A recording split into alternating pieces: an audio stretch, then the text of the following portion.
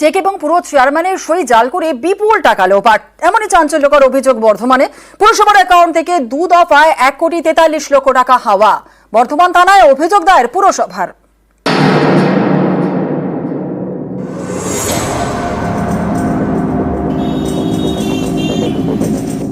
বর্ধমান বিশ্ববিদ্যালয়ের পর এবার বর্ধমান পুরসভা। মাত্র 7 মাসের মধ্যে অ্যাকাউন্ট থেকে বিপুল টাকা গায়েব। বর্ধমান পুরসভার অ্যাকাউন্ট রয়েছে রাষ্ট্রায়ত্ত ব্যাংকে। এই ব্যাংক অ্যাকাউন্ট থেকে 2 দফায় 1,43,00,000 টাকা গায়েব। অভিযোগ, 2 দফায় টাকা তোলা হয়েছে। এর জন্য চেক এবং পুরসভা চেয়ারম্যানের সই জাল করা হয়েছে বলে দাবি। বর্ধমান পুরসভার দাবি, গত শনিবার ব্যাংক থেকে পুরসভায় ফোন যায়। বলা হয়, মোটা অঙ্কের টাকা তোলার জন্য পুরসভার একটি চেক জমা পড়েছে। চেকে পুরসভা চেয়ারম্যানের সই।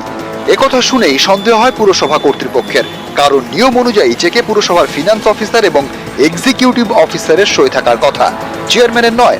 তখনই সামনে আসে এর আগে পুরসভার অ্যাকাউন্ট থেকে 2 দফায় টাকা তোলা হয়, মোট 1,43,00,000 টাকা।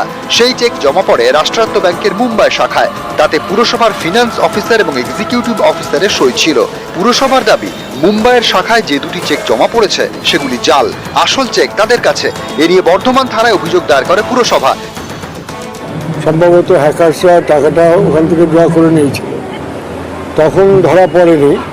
97 লক্ষ টাকার আবার একটা চেক এসেছিল, সেইটা আমাদের অফিস ধরে ফেলেছে। ধরার পরে খোঁজ করতে গিয়ে দেখা গেল অলরেডি 1/9 একটা এবং 6/8 একটা, 2টো চেক অলরেডি 1,43,00,000 টাকার পার হয়ে চলে গেছে। রাষ্ট্রায়ত্ত ব্যাংকের ম্যানেজার সুদীপ্ত ঘোষের দাবি, মুম্বাই থেকে কলকাঠি নেড়ে টাকা তোলা হয়েছে, তদন্ত শুরু হয়েছে। গত ফেব্রুয়ারি মাসে বর্ধমান বিশ্ববিদ্যালয়ের অ্যাকাউন্ট থেকেও টাকা গায়েব হয়। তদন্তে জানা গিয়েছে, শহরের একটি রাষ্ট্রায়ত্ত ব্যাংকের শাখায় বিশ্ববিদ্যালয়ের মোট 1,93,00,000 টাকা ফিক্সড ডিপোজিট ছিল। সই জাল করে সেই টাকায় নদিয়ার একটি সংস্থার অ্যাকাউন্টে ট্রান্সফার করা হয়। এই ঘটনা তদন্ত করছে সিআইডি। বর্ধমান থেকে শরদিন্দু ঘোষ, নিউজ 18 বাংলা।